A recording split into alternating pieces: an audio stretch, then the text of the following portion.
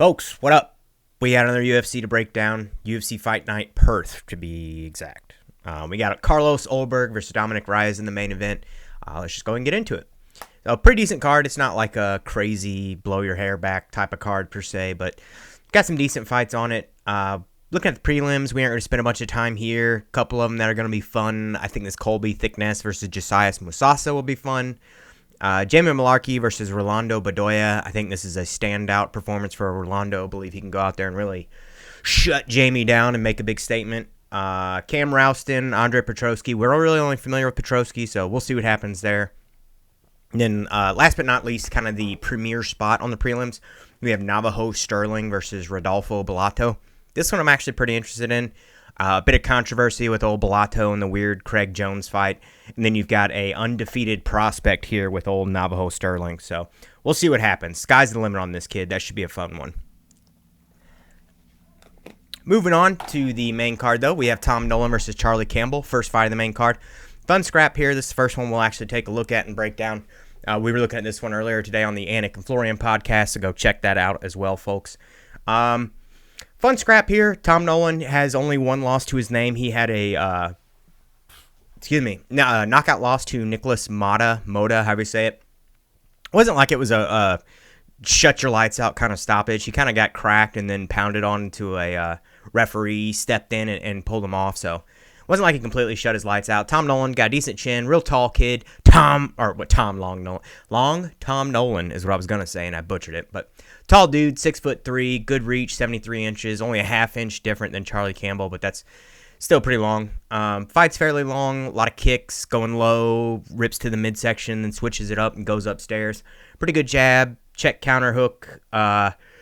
Okay grappling. He likes to shoot down low on the hips, which as tall as he is, that's a long distance to travel. I'd like to see him maybe work on some more like Aikido or some throws, some judo throws or something. Going against a guy, though, in Charlie Campbell, former Strong Island, New Jersey fighter, former Matt Serra guy, blue belt under Matt Serra and Ray Longo, moved out to Vegas with Aljo Marab. He's a bit of a Muay Thai striker as well, kickboxer type of style, switches it up with the kicks, again, rips low, goes to the middle, switches it up high to kind of keep you guessing. Decent boxing, good power, I would say maybe better power for old Charlie Campbell. But I would say maybe the grappling advantage goes to Tom Nolan. So this is a big question mark for me. I think if Tom Nolan stays on the outside and kind of peppers Charlie Campbell, he can maybe frustrate him a little bit, pull him into a head kick, or maybe even get him with a knee or something to clinch, potentially drop him and then pursue like a submission type of scenario. So we'll see. Fun matchup. Next, though, we've got Justin Tafa versus Louis Sutherland. Fun scrap. Justin Tafa, not the greatest fighter, kind of a dog shit record if you want to be 100% honest. Dude's all over the place. Brawler style, kind of your barroom brawler, big overhand. Actually, decent kicks. I wish he would implement them a little bit more. When he was fighting Carl Williams, had to think about it here for a minute. Ripped to the body a couple times with the kick. One in particular really stands out. But either way, a lot of force behind him, big tree trunks legs. So it's like, hey, why don't you do some more leg kicks? Some more midsection kicks, shit like that. Good hands, though. Clearly favors those. Absolutely no grappling to speak of. Going against a guy in Louis Sutherland with decent amount of experience in other organizations. I don't know why they have him at 0-0. I think he fought for like Bellator and a couple other leagues, which we could actually pull it up here. Fairly well-rounded guy, though. He's light on his feet. Reminds me of old, like a Chris Farley syndrome type thing where he's one of these big old bastards. And then, if I can spell right. And then all of a sudden he's dancing around all nimble-bimble. You're like, oh my God, how's this dude 265 pounds and moving around like this? Front kicks. Gets the leg up there, surprisingly high, too, up the middle. TKO win over Nuke Luland. I can't talk, folks. TKO win over Luke Newland back in June. So pretty relatively quick turnaround, about 3-month turnaround there. I think Sutherland has more tools. If he gets complacent and sits there in the pocket and wants to kind of like trade shots and pepper Tafa, that gives Tafa the opportunity to land the big overhand and potentially shut his lights off. So I personally think the under is the move here. I don't know that I would bet on a particular fighter. I think the under it was like plus 115 earlier. So play that. It was under 1.5. I think these boys go out there and get after it, and one of them gets their lights shut out. More likely Justin Tafa, but we'll see. Next up, Old Jake Matthews versus Neil Magny.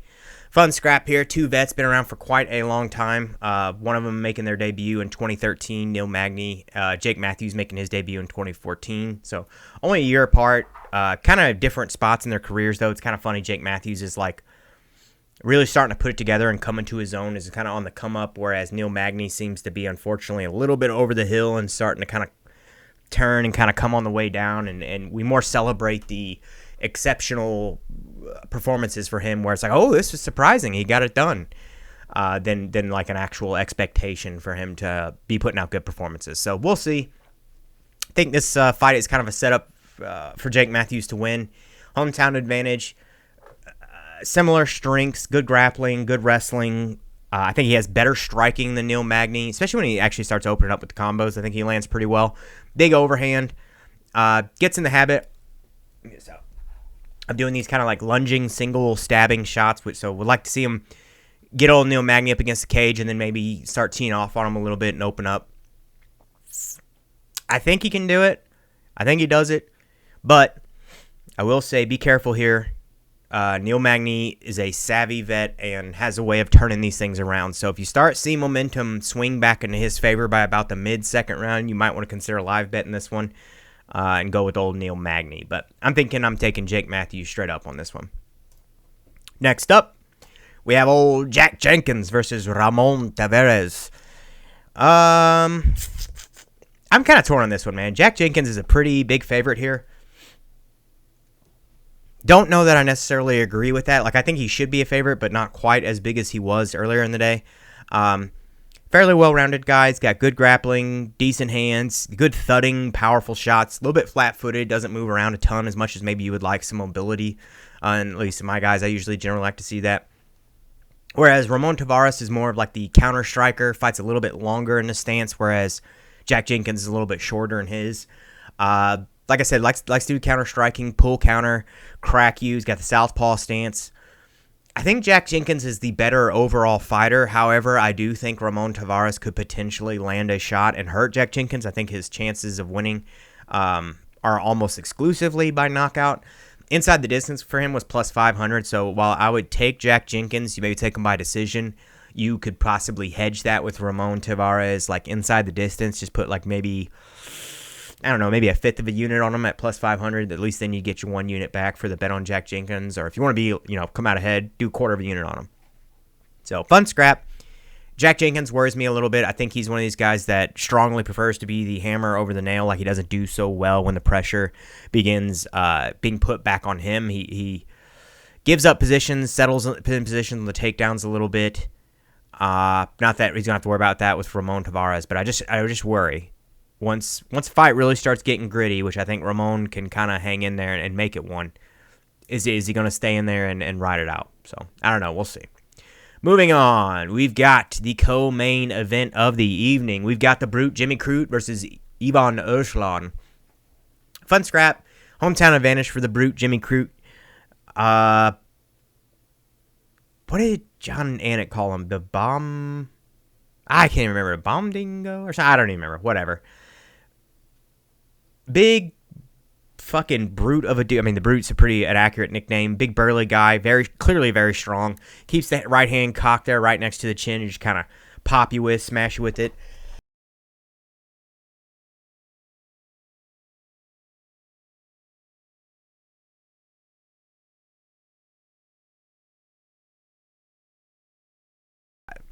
Ivan Urslan, given the upright stance and how narrow his stance is, I think Jimmy will be able to get to the hips on him. Will he be able to keep him down? I don't know. I was torn on this one earlier, and I ended up picking Ivan Urslan in the Anik and Florian podcast, even though in my notes I actually had it written down that Jimmy Crute should win this. I keep flip-flopping on this. Jimmy Crute does not do well when the pressure gets put on him, and I don't think he has a very good poker face. Whereas I think Ivan is pretty well going to be in there for the entire fight. Like, he's going to be dangerous more or less up until the end, unless, of course, you put him away. For plus 170 odds and rising, I would say go with Ivan. Let me see what they are currently.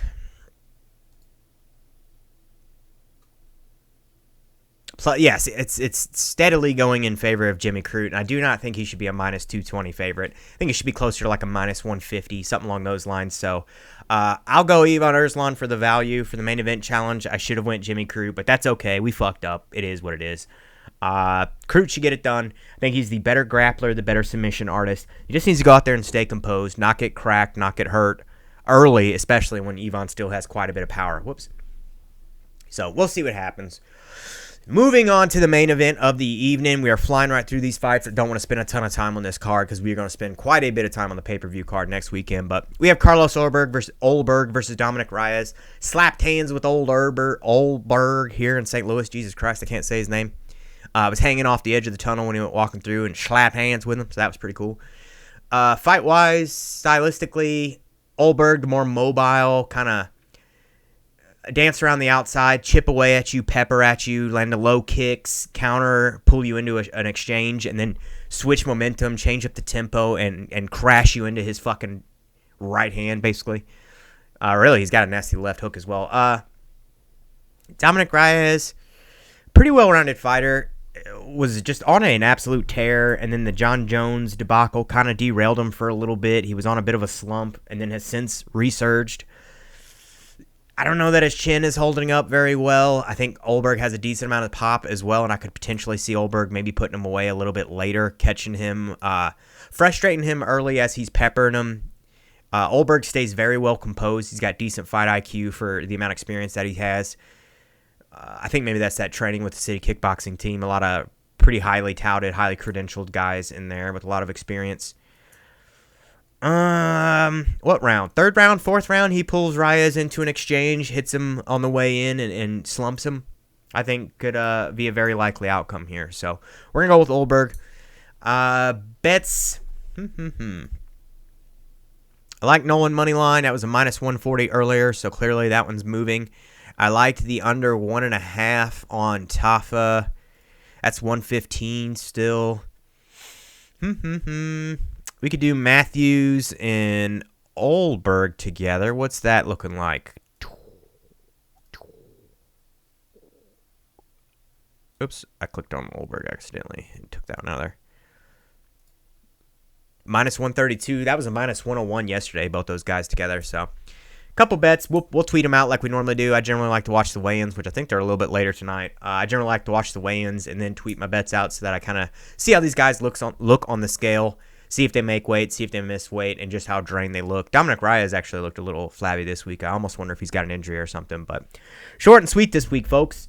That is it. Like, comment, subscribe, follow, tell your mother, tell your father, send it to a cousin, send it to a friend, tell everyone.